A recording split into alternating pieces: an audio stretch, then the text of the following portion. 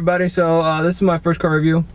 Today we are in my brother's BMW i3, fully electric. He didn't get the one that comes with the gas options.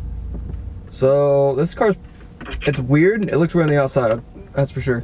It's pretty sweet though, because when it comes to torque and all that stuff, everything's 100% instant. So every power, all the power this car has, it comes out 100% immediately.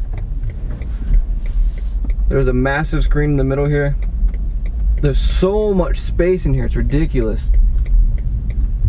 It's so comfortable. Like these seats, they're slightly bucketish, I guess. So they hold you in place pretty well. He's autocrossed this one time before, and he has a friend who also does autocross, and he drives an i3 as well. The performance parts out here are limited, extremely limited. A lot of wheels don't fit, so that's pretty lame, but he's still looking to get something a little bit different. Yeah, I'm pretty sure lowering kits are pretty available for this car. Not pretty available, but they're available. So it's definitely some benefit, not benefits, there's definitely some stuff you can do to this car. It's just fairly limited. Another really cool thing is you really don't have to use the brakes because of the regenerative braking. So as soon as you let off the gas, it's gonna start to regenerate power that you've used. So that's always a good thing. That's not available in the US, but in Germany, I guess in Europe in general, but there's a control that you can set where you don't have to, like, it drives itself. It's like a Tesla, and you can get it in the US. It's just aftermarket, and it's a little bit better because in Germany you have to have your hands on the wheel, so that kind of sucks. But when you put it on in America, you don't have to do that because like how it's aftermarket or whatever. The ride's super comfortable. It's extremely silent, obviously, because it's electric, so that's pretty sweet. It has, let's see, maybe we'll just scan. It has like cruise control, where it'll sync to other cars that are in front of you, so you don't even have to like touch the gas or brake, because it'll brake for you and everything, so you can just use it in traffic. But if you sit still for too long, you have to like restart it. So with that update to the self-driving like ability, you don't have to restart it. So that's pretty sweet. All right, so there's different modes. Right now it's an Eco Pro, so you get the best gas mileage. You got Comfort, which I believe is the fastest one, and Eco Pro Plus is pretty much the lame one, just for like how little it'll break, because there's very little parts that need to be replaced. There's just an electric engine and the batteries. But charging stations are still pretty limited, so that's obviously something to take into concern whenever you're looking at one of these. It has backup cameras. That's pretty sweet. He has the highest like model available you can get. So on the lower models, the screen is like, it's the same size screen, but they just put like this shitty plastic bezel over it, so it covers like most of the screen. It's pretty weird, honestly. On the display here, it has the charge and like a little power gauge, and the way it works is like as you're decelerating, it starts in the middle. As you're decelerating, it'll go over to charge, and then as you're accelerating, it'll go over to the power. So you can see how much power you're putting in and how much you're charging back. As you're driving, it has little cameras, I believe, on the mirror right there, that'll tell you the speed limit for the area you're in. So that's pretty awesome. It has your range, the percent of battery you're at. Let's see what else is anything cool about this thing. Heated seats, those are available. The way the doors are, it's a 4-door, but it's like with like some trucks used to be. I don't know if they still are, but you open the front one, and then it has a suicide door in the back that you open, and it's a full-size back seat. It's super comfortable. There's the trunk space is about the same as any other hatchback.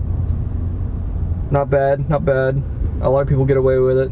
He hasn't had to use it. The rear seats fold all the way down, so that's pretty awesome. No sunroof in this one. I don't know if you can get sunroofs on these. But at this light, I'll do a little launch, and it really puts you back in your seat.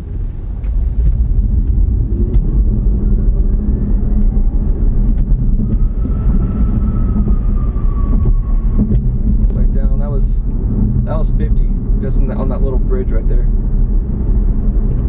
It's honestly quite amazing how much power this car has, especially for what it is.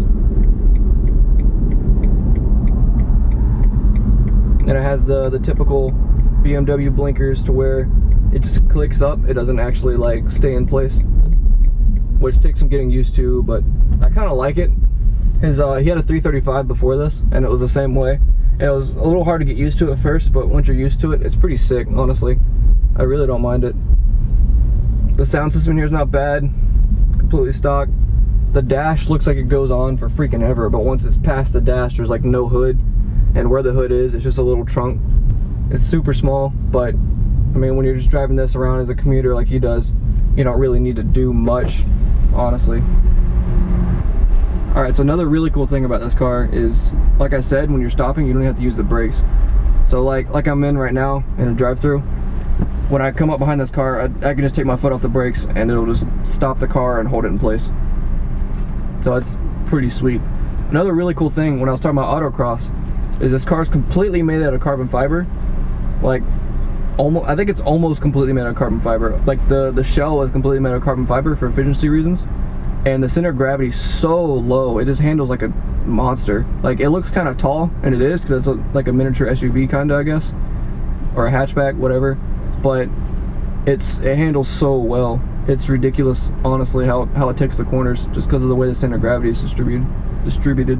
The floorboard, it's like a truck. It's continuous. There's a cup holder in the way that's modular, I'm pretty sure, that you can move. I don't know how to do it. I'm not gonna try to break it to do it, but it is modular. You can move it to like one side or the other, but it's connected in the floorboard, so you have all that like foot space. There's a little pocket down there that sticks out a little bit, but if I really wanted to, I could stick my foot in the middle or all the way over to the other side, really. The dash is it's 100% wood, not 100% wood, but the part that is wood, it is actual wood. It's not fake wood. And honestly, the color and the color scheme inside here is awesome. I really like this, the way the wood complements the black leather dash and the leather interior and all that stuff. On the display here, on the dash, it has Google Maps always up. I don't know if it's actually Google Maps, but GPS always up. And it looks pretty good. So you got like a little mini map when you're driving around and stuff. I like doing that in my car. I have a tablet set up, so it just makes it easier that it's always there. The windows are one touch up, one touch down. So that's extremely helpful. Just another little convenience thing that you get. I have that in my car as well. Good old German engineering, I suppose, right? Speaking of my car, there'll be a review coming out fairly soon. So stay tuned for that. I don't know what else I can say about this car. Oh, I know one more thing actually. With the backup camera, there's this really cool feature where it does like objects, and it has them marked as a little green. Let me get out of traffic real quick. A little green indicator, and it shows you like how far away they are, and they move on the display. So it's not like a basic backup camera where all it does is give you a couple little lines, and you're supposed to use that to judge for distance. It's honestly, it's really cool. I really wish more backup cameras would do that kind of stuff. It's pretty sweet, because it's super convenient. So another funny thing that's really funny about this car is they had to change eco mode. They like retuned it because people would say that comfort mode was too aggressive. Like, so they had to dial it back. Honestly, this car will take anything that's not a ridiculous hypercar, 0 to 30, 0 to 60, anything like that, which is honestly pretty remarkable for what this little thing is. A lot of people hate on it, but it's a really cool car. I don't know, I'm not, there's not a very big market for it because a lot of people think it's weird, it looks weird, which I agree, it does look weird, but you know, once you test drive one, it's super sick. You can hear the backup, there it is. And you press a button for park, and whenever you just open the door to get out, the car turns off and you're good. It's awesome.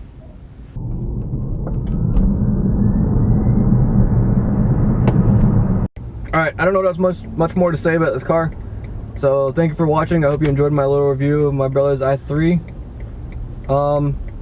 I'll have a review of my my 2007 Passat coming out sometime soon. Right now it's a little messed up, so hopefully I'll get that fixed. But yeah, thanks for watching.